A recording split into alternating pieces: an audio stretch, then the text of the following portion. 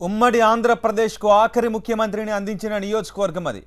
అనేక మంది రాజకీయ ఉద్దండులు, అలుపెరిగిన పోరాట యోధులు వచ్చిన రాజకీయ కురుక్షేత్రం అది. తాజాగా రెండు కుటుంబాల మధ్య పోర్తో ఆ నియోజకవర్గంలో రాజకీయం హీటెక్కింది. ఓవైపు 3 సార్లు ఎమ్మెల్యేగా పనిచేసిన ఓ సీనియర్ నేత, మరోవైపు ఉమ్మడి ఏపీ రాజకీయాల్లో చక్రం తిప్పిన ముఖ్యమంత్రి సోదరుడి మధ్య టైట్ ఫైట్ నడుస్తోంది. అయితే సీనియర్ నేత ఎత్తుకు పై ఎత్తులు నడుస్తాయా, లేక రాజకీయ నేపథ్యం ఉన్న కుటుంబం రాజకీయ చాణక్యం గెలుస్తుందనేది ఆసక్తికరంగా మారింది.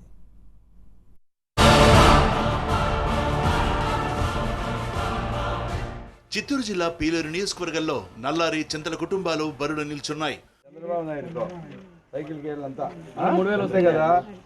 వైసీపీ నుంచి సిట్టింగ్ ఎమ్మెల్యే చింతల రామచంద్రారెడ్డి, టీడీపీ నుంచి నల్లారి కిషోర్ కుమార్ రెడ్డి పోటీ పడుతున్నారు.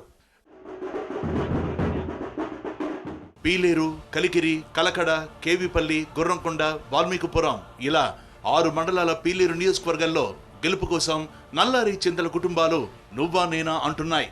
సమైకాంధ్రలో సీఎంగా ఉన్న నల్లారి కిరణ్ కుమార్ రెడ్డి సోదరుడు కిషోర్ కుమార్ రెడ్డి 2014 ఎన్నికల్లో జై సమైకాంధ్ర పార్టీ తరపున పోటీ చేసి ఓడిపోయారు. 2014 తర్వాత టీడీపీలో చేరి AP state housing corporation chairman గా బాధ్యతలు చేపట్టారు కిషోర్. వైసీపీ అభ్యర్థిగా బరిలో ఉన్న సిట్టింగ్ ఎమ్మెల్యే చింతల రామచంద్రారెడ్డి 1988లో జరిగిన ఉప ఎన్నికల్లో వాయిలపాడు నుంచి టీడీపీ నుంచి పోటీ చేసి నల్లారి కిరణ్ కుమార్ తల్లి సరోజమ్మపై గెలిచారు. 1989లో నల్లారి కిరణ్ కుమార్ రెడ్డి చేతిలో ఓటమి పాలయ్యారు. 1984లో తిరిగి వాయిలపాడు నుంచి కిరణ్ ఓడించి ఎమ్మెల్యే అయిన చింతల రామచంద్రారెడ్డి 1999లో కిరణ్ చేతిలో ఓటమిని చవిచూశారు. 2009లో నియోజకవర్గాల పునర్విభజన తర్వాత టీడీపీని వీడి పీలేరు నుంచి పీఆర్పీ అభ్యర్థిగా పోటీ చేసి ఓడిపోయారు. ఆ తర్వాత వైసీపీ తీర్థం పుచ్చుకున్న చింతల రామచంద్రారెడ్డి 2014లో జై సమైకేంద్ర పార్టీ తరపున పోటీ చేసిన నల్లారి కిషోర్ కుమార్ పై గెలిచారు. 3 సార్లు ఎమ్మెల్యేగా గెలిచి 4వసారి ఈ ఎన్నికల్లో పోటీకి దిగారు.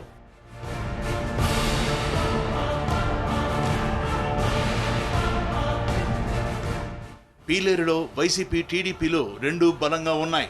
దీంతో ఈ ఎన్నికల్లో హై వోల్టేజ్ ఫైట్ నడుస్తోంది. తెలంగాణలో అక్కడ రాష్ట్ర ప్రభుత్వం ప్రతిపక్ష ఎమ్మెల్యేలకు కూడా ఎమ్మెల్యే నిధులు ఇస్తే ఇక్కడ వైకాపా శాసనసభ్యులు ప్రాతినిధ్యం వహిస్తున్నటువంటి నియోజకవర్గాల్లో ఈ యొక్క శాసనసభ్యుల వ్యవస్థనే నిర్వీర్యం చేశాడు చంద్రబాబు నాయుడు గారు. ఎందుకంటే జిల్లా అధికార యంత్రం కావచ్చు, రాష్ట్ర యంత్రాంగానికి కావచ్చు, ఎటువంటి పరిస్థితుల్లో కూడా వైకాపా శాసనసభ్యులు గెలిచిన నియోజకవర్గాల్లో అభివృద్ధి కార్యక్రమాలు జరగడానికి వీలు లేదు, నిధులు ఇవ్వద్దండి అని మౌఖికంగా చాలా సమస్యలు ముఖ్యమంత్రి గారు చెప్పారు ఓరల్గా. అదేవిధంగా ఆదేశాలు కూడా కింది స్థాయి సిబ్బంది కూడా ఉన్నాయి. అయినప్పుడు కూడా మేము ఎంపీ గారి నిధులతో, మిథున్ రెడ్డి గారి నిధులతో కొంతవరకు డ్రింకింగ్ వాటర్ ప్రాబ్లం కావచ్చు, ఇంకో చిన్న సమస్యలను కూడా మేము చేయడం జరిగింది ఈ 5 సంవత్సరాల్లో. వాస్తవం అయితే మాకు ప్రభుత్వ పరంగా ఎటువంటి సహకారం అందలే. తెలుగుదేశం పార్టీలో ఎమ్మెల్యేగా 10 సంవత్సరాలు ఉన్నాడు. అప్పుడు కూడా ఏ అభివృద్ధి చేసిందో చింతల రామచంద్రారెడ్డి. ఊరికే ఈ అపోహలన్నీ ఇప్పుడు అబద్ధాలు చెప్పి బతుకుతున్నారు వీళ్ళంతా కూడా. ముందు రూలింగ్ పార్టీలో 10 సంవత్సరాలు ఉన్నాడు ఆయన, తెలుగుదేశం పార్టీలోనే. ఆ రోజు కూడా ఏ ఊరికి ఏ సదుపాయం కల్పించింది లేదు, ఉద్యోగాలు ఇప్పించింది లేదు, సిమెంట్ రోడ్లు కానీ తార్ రోడ్లు వేసింది లేదు ఆ రోజు కూడా.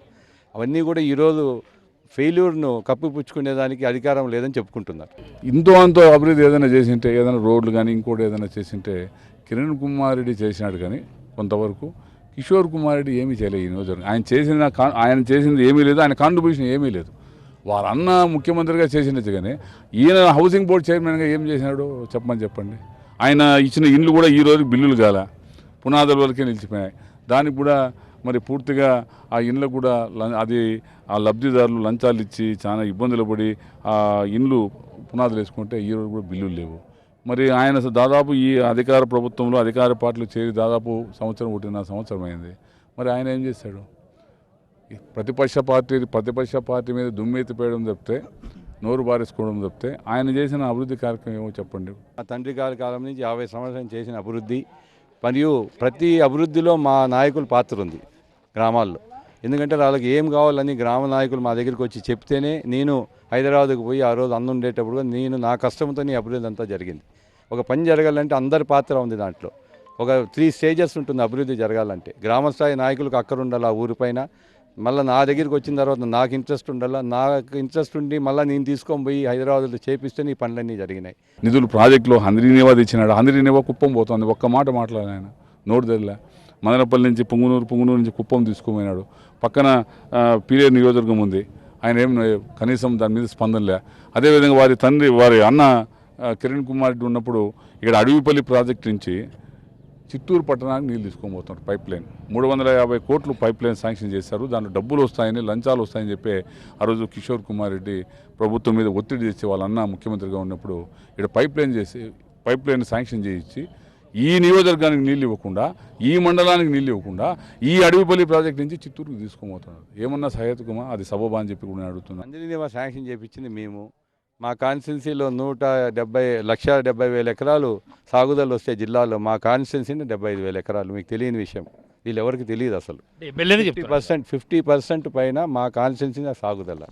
మదనపల్లికి వచ్చిన తర్వాత ఖచ్చితంగా పుంగనూరు పోతాయి, పుంగనూరుకి వచ్చిన తర్వాత కుప్పం పోతాయి. మంది టన్నల్ పెండింగ్ ఉంది, ఒకటి టన్నల్ పెండింగ్ ఉంది. దానివల్ల అది అడవిపల్లి ప్రాజెక్ట్ కంప్లీట్ అయిపోయింది, కాలువలు అయిపోయినాయి, భూమి అక్విజిషన్ అయిపోయింది, వాటర్ వచ్చేదే పెండింగ్ ఉంది. ఖచ్చితంగా వస్తాయి, ఈరోజు కాబట్టి రేపు వస్తాయి నీళ్ళు. వాళ్ళకి అవగాహన లేదు కాబట్టి మాట్లాడుతున్నారు. మరి విలాసవంతమైన జీవితం గడుపుతున్నటువంటి కిషోర్ కుమార్ రెడ్డి ఈరోజు ప్రజల మీద ప్రేమ, ప్రజల మీద అభిమానం, ప్రజల మీద గౌరవం.